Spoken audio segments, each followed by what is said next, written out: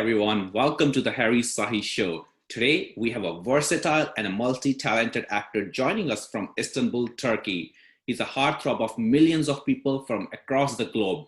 Recently he garnered international fan following through his acting from Bizim Hikaye. Please welcome none other than Mehmet, also known as Jamil, to the show. Hello. Since we all know you as Jamil from the famous show Bizim Hikaye, tell us something more about yourself, Mehmet, your journey to become an actor, and what are you working on recently?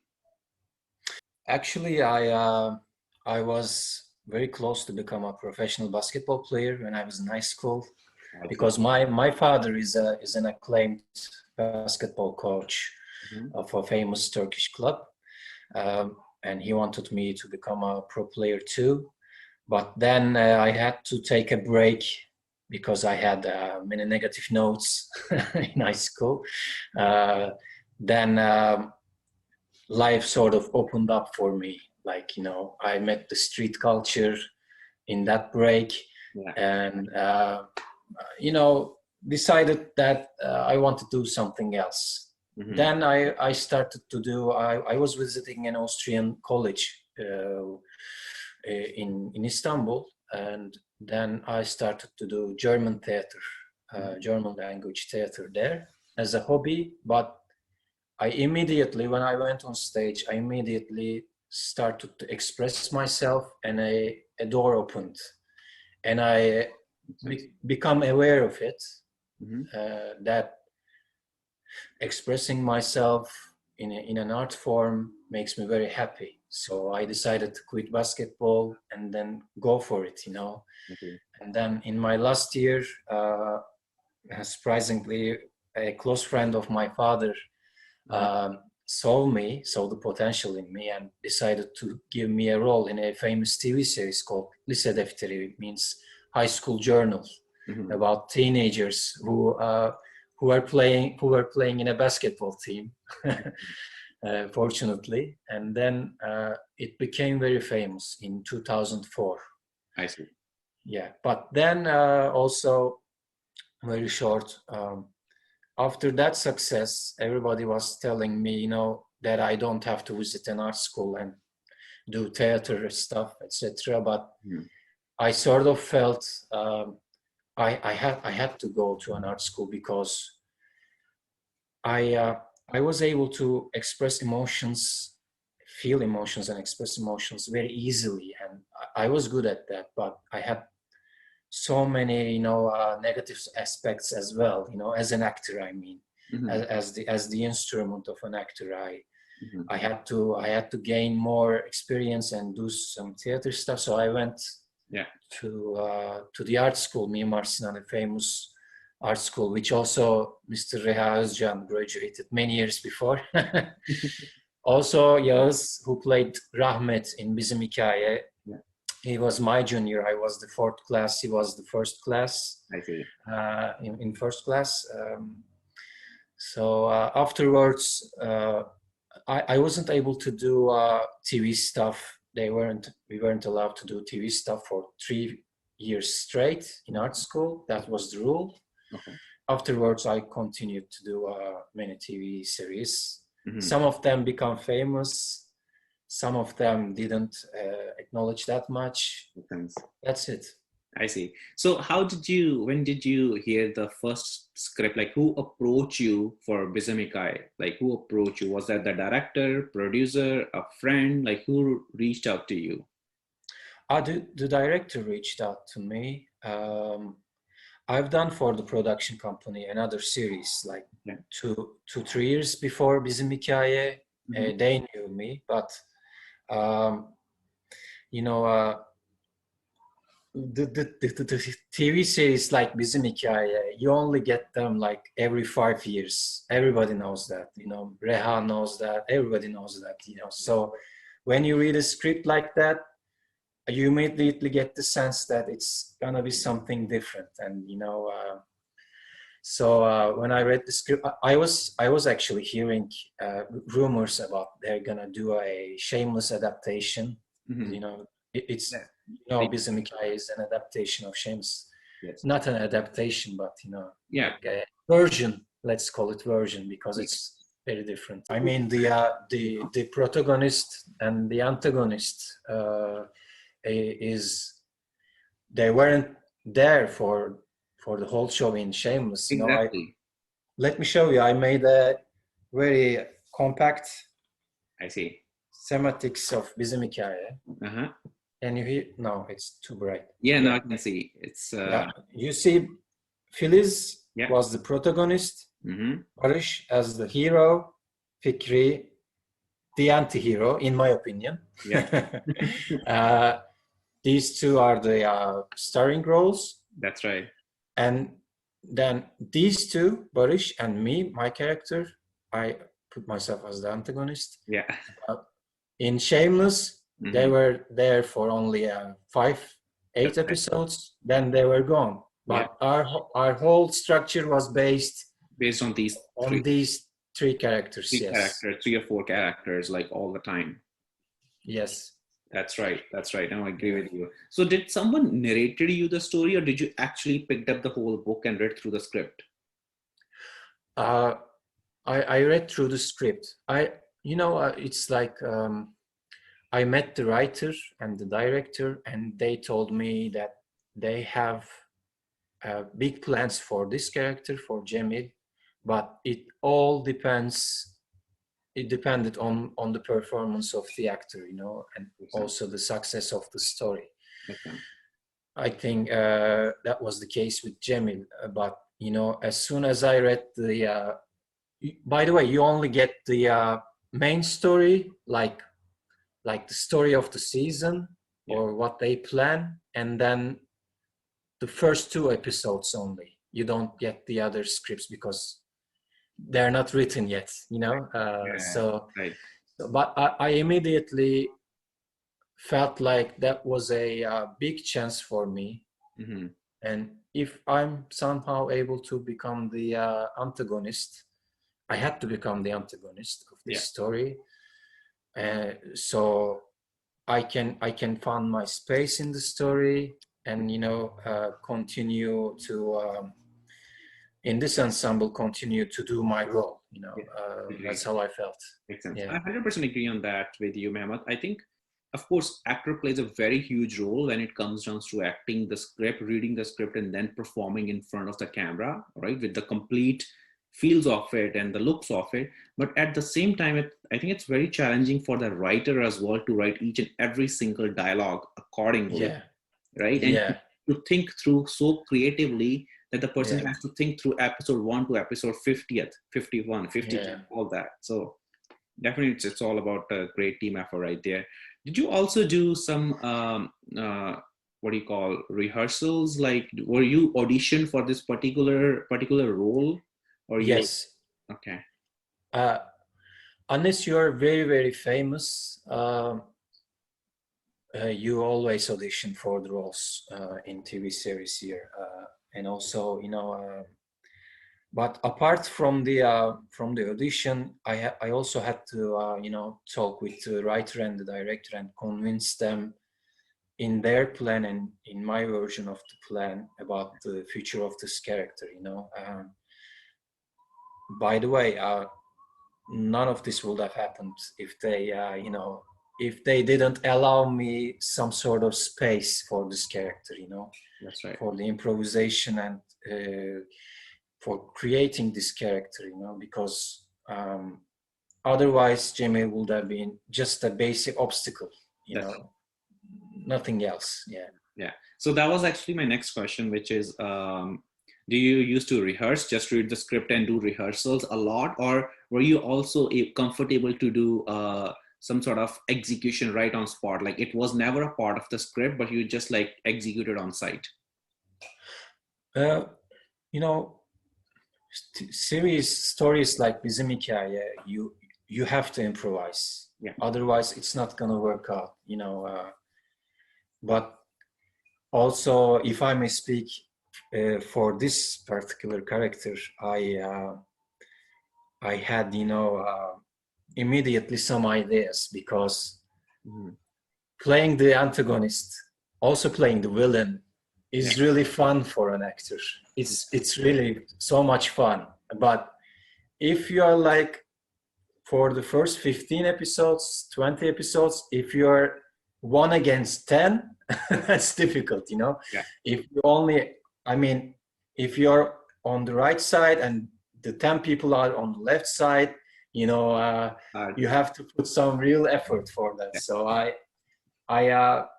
when I thought about it, there's a saying in Turkish, if I may, the bastard of the neighborhood, we call it. You have to be the bastard of the neighborhood. You know, like, that's right. Know the area well, know everything well. You know, I had to be more the bastard of the neighborhood than anyone, and also at the same time be a policeman. That was the challenge for me. I wanted to create a challenge like that, and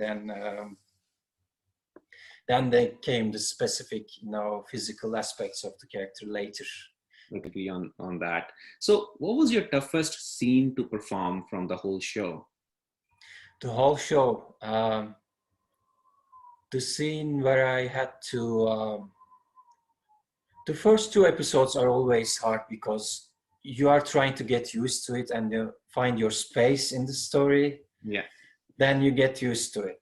But my hardest scene was the scene, I think, in the 7th or 8th episode, where I had to do a real showdown with Barış, where I had to threaten him, but at the same time have strong roots and strong, you know, not make people hate my character, you know.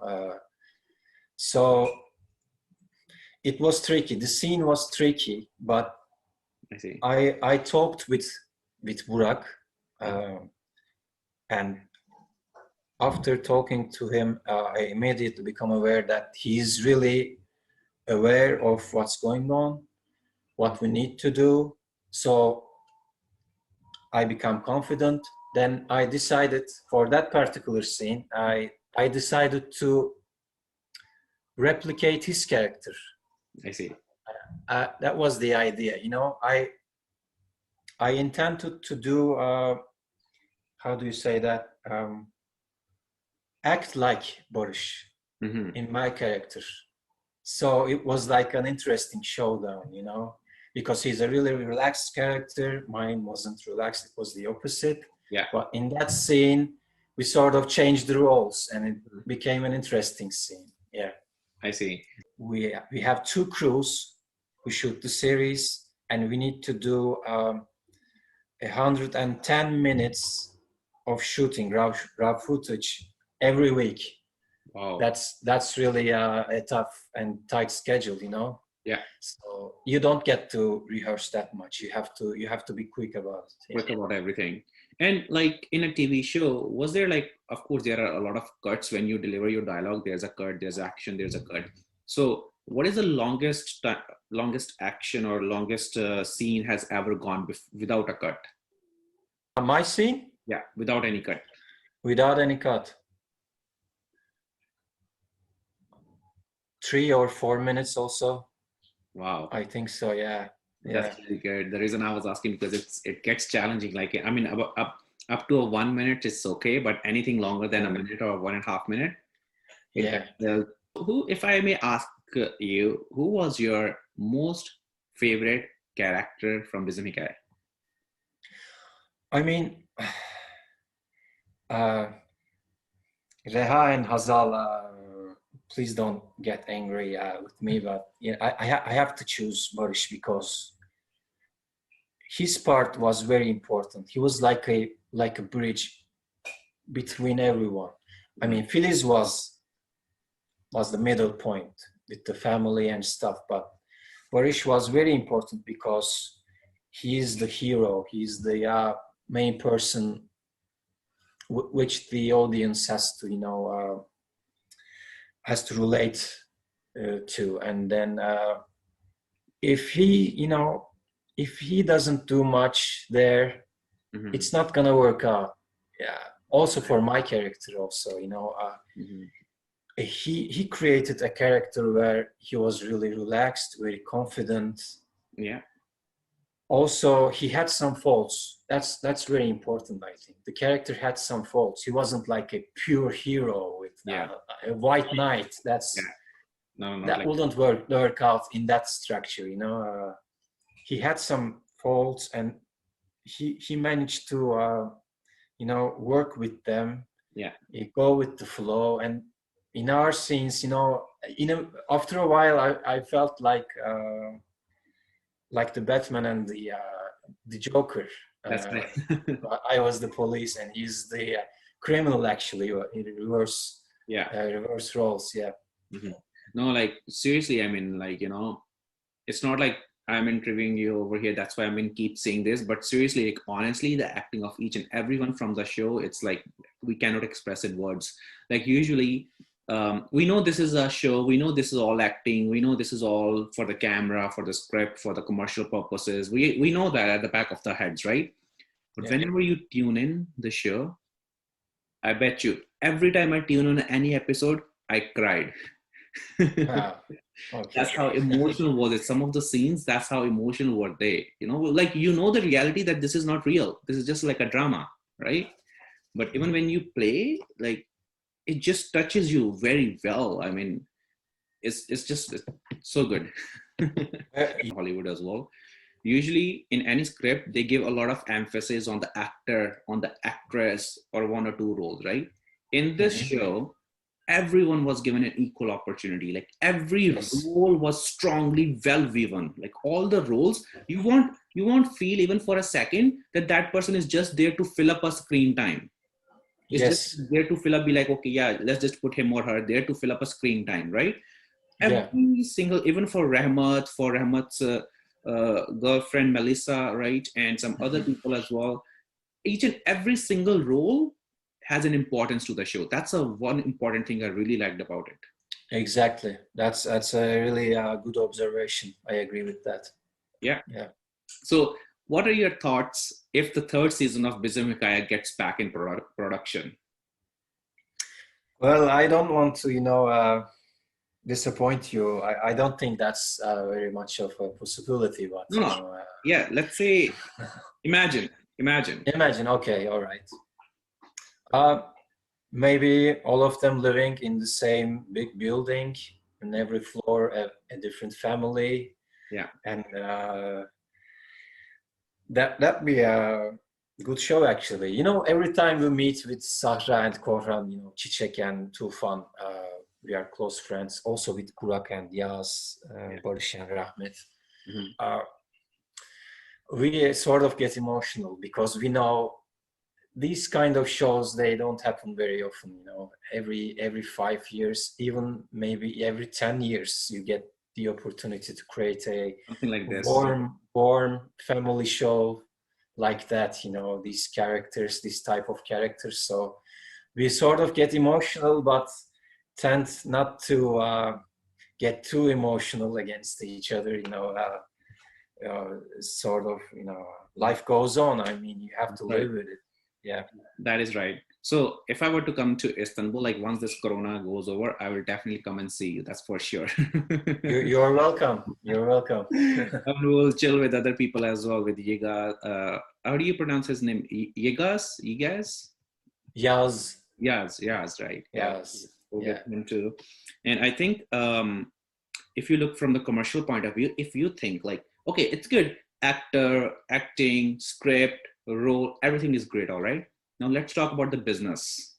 If you take from the business point of view, the whole thing, it's a really great idea to do a third season, like from the commercial point of view. And that's what people do all over the world, like from different parts of the world. What they do is, if their first season goes well, they capitalize on second season because of the popularity of the first season. Because you already have the audience built up, then you capitalize on the second season for the season 3. And it's easy to get like more and more seasons going on, right? So if I think if the director or the producer have that mindset to capitalize on the success of 2 seasons, they can certainly think of something like a story for season 3 too. Yeah, man. I I mean, don't like want Fast and to. Furious, like Fast and Furious series, like you watched that movie, right? Like Fast and Furious, Yeah, I watched it. Yeah, Fast and Furious, like 1, 2, 3, 4, 5, like 10. yeah, Because they keep capitalizing on their brand name. So Bizim Hikaye, it's no less than a brand name itself. It's a world yeah. renowned brand name. So I think maybe whosoever the producer is, the director is, the script writer is, whosoever the production company is, like if all of you sit together and explain them like this is what the potential is from the business perspective, I don't think they should say no. I don't want to get too high hopes, you know. I don't want to get sad later, you know. But you're right. You're right. You're absolutely right. I Yeah. mean, honestly speaking, like business plays a great role in everything what you do. At the end of the day, for a producer, if someone is putting their, like, let's say $1 million into it, why are they putting their $1 million into it? Because they want to make money back. As simple as it Yeah. is, right? Yes. If you Yeah. have an opportunity and if you don't execute, if you don't capitalize on the existing opportunity, that's like maybe you lack a little of business mindset there and you're just emotionally attached to something. I don't know. But if Yeah. I were to come to Istanbul, I will convince the producer. Okay. I'll take you there. Yeah. So next one here is Mehmet. Would you take a role if you were given an opportunity in Hollywood or Bollywood? Yeah, absolutely. That's why I've done like 15, 16 different TV series and some movies. Mm-hmm. Now, the next step will be definitely an international project if I get the opportunity. Makes sense. And I don't know if you watch, do you watch any Bollywood movies? Who's your favorite actor from there? I watched the recent ones, the Irfan Khan stuff. I'm not good with names. I apologize for that. I can't remember them. I wasn't prepared for this. But yeah, um, The Three Idiots was a good movie. Yeah, Amir Khan. Amir Khan movies. Also some old musicals. I really like the energy, how people immediately start to celebrate life, you know, That's right. because that's a I'm very interested in the Eastern philosophy and celebrating life no matter what happens is a big aspect for me, you know. That's right. Every once in a week you have to dance and celebrate and be grateful. Yeah. So in those movies, when I see that, I'm getting familiar with it, you know. I don't that's not that's not very different for me. Also for Bizim Hikaye, I think the family structure and the sociology of these countries where it become famous is very similar to Turkey. That's right. You know that's also one of the. That's a very good point you raised. I mean, the culture of Turkey is very similar to India or Pakistan. It's like let's say if the guy is coming to drop a girl in the neighborhood and the girl is saying, okay, just drop me a little far, or else the neighbor people are gonna say something bad about it, right? So the same society culture, the same neighborhood, the same sort of mindset, the same culturally. I think that helps people to connect it well to the show from all over the world. Yeah, that's true. And also, I mean, I've been getting messages. You don't only have people, a lot of fan in India, but you got a lot of fan from Pakistan, from Islamabad, from Karachi, and Karachi, fan from there. Yeah, I'd like to say hello to them, and thank them for being so polite and kind to me. I see. For the messages in Instagram, I think. So they have a question that when would you be visiting Pakistan? I'm planning soon. I had a recent interview with Pakistani broadcast in Sultanahmet in Istanbul. Yeah. A special show for Ramadan. Yeah, I watched that a bit of it. Okay. Yeah. So as soon as I get the opportunity, I'm planning to visit Pakistan. And how about I'm also India? talking with my manager if we can arrange something. Yeah. I see. And how about India? India is actually, my father visited India like almost 10 times Wow. because he's very interested in meditation stuff. Yeah. He went to Pune Mhm. many times. Yeah. Uh, I didn't get the opportunity, but I, uh, I need to go to India. I mean, it's very interesting for me. India is the real East for me, you know. I Also, see. Pakistan is the if you want to get the feeling of how it is, how the real culture is there That's right. and stuff. You I'm telling the East and West stuff because Yeah. they say Turkey is, you know, like a bridge between the East and the Europe West. and yeah, that's right. Yeah, these are really interesting stuff for me. That's I don't want to, you know, separate people. It's basically the same for me. But That's right. the you know, the topic of being an Easterner, it's interesting for me philosophically and sociologically. That's why I said that. That's right. That's right. And how about Canada? When are you planning on this coming here? Canada, I have a friend who lives in Toronto, actually. Now you have two friends. Yes. Okay. uh, After my daughter grows up a little bit, I see. we can visit Canada too. Yeah. For sure. For sure. Just let me know whenever you'll be here in the country. I'm based in Mississauga, like in Toronto. So definitely we will see. By the way, I used to work as a city guide in Yeah. Istanbul. So when you Nice. come here, I'll give you a free tour. I Oh, promise you. that's so nice. I really want to go to that place. You know, like a lot of people take a lot of good pictures. They go and sit at the rooftop or something. Then there are a lot of birds at the back. A lot of Yes. birds. I don't know what's that place, but that place looks really good in the photos. Yeah. Also, when you take the ferry from the west side to the east side to Yeah. the Anatolian side, Mhm. there are lots of birds flying around. It's a really nice journey. I see. I see. So let's move on to our next one here. So what are your tips, Mehmet, for the youngsters, for the new people who wants to enter into this acting field? I mean, uh, I can give tips for for the period of your life um, after becoming successful.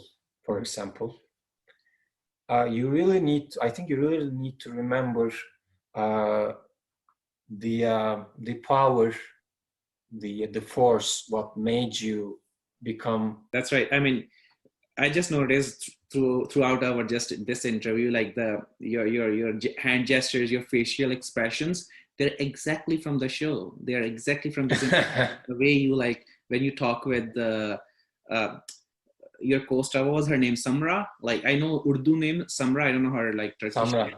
Samra, right? Samra. Sahra, Sahara. Yeah. Sahra, yeah, The way you talk to her, be like this, you know. yeah. So natural it looks like because this our show is not scripted, right? So the way your expressions are, it's like complete natural, like the way you were doing in the show as well. Let me give you an insight about it. You know, Reha told you how he observed his dog Yeah. watching the laundry, and then he used that. I Yeah. also found this facial expression where the right side of my face Yeah. moving when Hmm. I smiled or talked, just this side. Yeah. Yeah. So it made me kind of, you know, like a sinister person, like, you know, a good looking, you know, a naive looking person, but inside sinister. So That's right. that's what I used in this character. Yeah. Yeah. Yeah. That's right. That's right. I think that that impacts on screen as well, which is good. So other one is like, do you have any advice for the people, like especially as an artist, as an actor, that how they can establish themselves as sustainable in the industry? Because sometimes it's easier to get the role, like you can get the Yes. role, you could be a famous, and then after a while nobody knows you who you are. I strongly recommend to be part of a theater company or just a small group where you create stuff. So you can become successful for a series, which is like 2 years, but afterwards you may not get the opportunity again, or you know, or always the same roles will be offered to you. So if you become a part of the theater company or an art group, you can always, you know, invest in yourself, keep investing in yourself, and, you know, create these different aspects, you know, work on it like, you know, a real worker on acting. You need to keep working on acting. That's right. That's right. I agree on that. So, Mehmet, do you have your own acting school, like an own acting academy, or something put in place so that the people who are listening to us, whether they are from Turkey, whether they're all over the world, if they want to connect with you, they want to join your acting school, they want to learn something from you, what is the best way? I don't have that. I don't feel like I'm, you know, I have enough experience for that, but maybe in the future I may acknowledge that. But I'm part of one of the best private theater companies in Istanbul. Yeah. We are doing shows, not right now, actually, of course, but in the future. It's called Dot Theater Istanbul. Also, I have another small group. I'm part of another small group called Hafiften Tiyatro. These are the companies, yeah. Nice. That's good. So is there anything else if you would like to share with our audiences? I mean, I'd strongly recommend as a fellow friend to everyone in these days, actually, you get more anxiety from the world. That's how I feel. Because of these quarantine stuff, COVID stuff, you become more anxious. And in order to fight that, you need to do either some music, some physical activity, and, you know, you need to have less info. I don't know how to explain that. You get too much info from social media all the time, so your mind becomes very busy. That's right. And that's kind of a monster which no good. Feeds the anxiety stuff, you know. Yeah. Every once in a while, you need to be just in the moment. Just stay calm, do either music, just celebrate life, or, you know, physical activity. That's right. That's my advice. That's how I was able to deal with it in this recent 2 years. I agree with you. I think it's I think what you're trying to say is turn off your, first of all, notifications from all the news apps, because these news companies, they put notifications on your phone all the time. You know, okay, this happened, right? It's all about, at the end of the day, they're also in a business, so it's all about clicking. Like the more you click on those, the more they make money. So I think it's interesting, you know, the Instagram sort of become a shop for us. It's like our shop right now. I mean, how about actors who doesn't want to be a part of it? They don't give us any chance, you know. That's that's difficult for us sometimes. Yeah. Oh, exactly. I know what you mean there, for sure. Yeah. Perfect. So so if the people wanted to associate, they wanted to reach out to you, they wanted to work with you, what is the best way that they can connect with you? Email, or reaching my agent somehow, or just messaging me privately. I always answer back. Awesome. Sounds good. Perfect. So thank you so much for joining us today and for your valuable time, Mehmet. And to the listeners, if you like to connect with Mehmet, please feel free to connect with him on Instagram. The handle Mehmetcan, CAN, Mincinozlu. We will also include the link of his Instagram handle in our interview. And also, if you like or advise any changes, please leave a review on the podcast on Spotify and Apple Podcast. That will make a difference for us to embrace certain changes moving forward with our future episodes. We hope you enjoyed this podcast. Take care and see you in the next episode.